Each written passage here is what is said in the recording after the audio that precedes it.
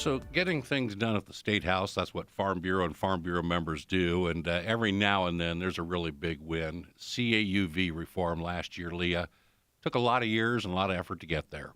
Yeah, so we have been working on this really as a priority issue for about 3 years. We started with lobbying the tax department to make some changes, and we were able to get some of those in 2015.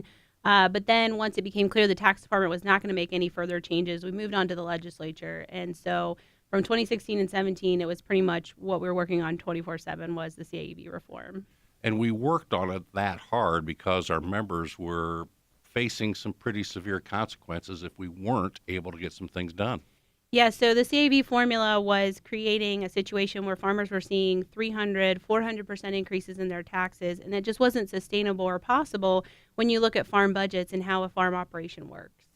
So what did we get when we got the legislation finished and passed and signed by the governor? What were the results of that, or what were the pieces of that that matter to our members? So the story really is about accuracy. It's making sure that that CAV calculation is accurate and tied to farm values as much as possible.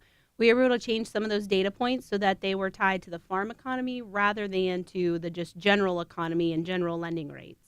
And then we're also to make special provision for the valuation of conservation land, which better recognizes how that conservation land contributes to the environment and to that overall farm operation. Yeah, on that conservation land part, the idea is that it's important, but when it's in conservation, the value is considerably different than if it's growing corn and soybeans, even at current corn and soybean prices. Exactly. So in the past, if you had land on a CRP contract or even just in a private grass waterway, that land was still being valued as if it produced corn, soybeans, and wheat.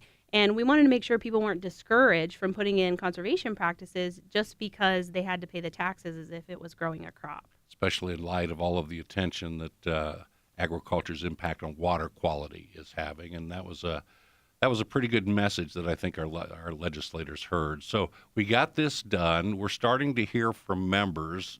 Did it make a difference? Certainly. So in its first year of implementation in 2017, we're hearing from lots of members who are seeing about a 30% decrease in their CAV values, and most of them are seeing that same decrease in their taxes. It will vary from person to person based on your taxing district and really what your house did and your buildings, but that's what we're seeing on farm ground across the state on average. Now, that's for those here in 2017. What about 18 and 19?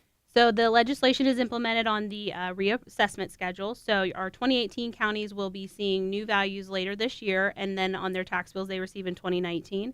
2019 reassessment counties, same thing. They will see it on that 2020 tax bill.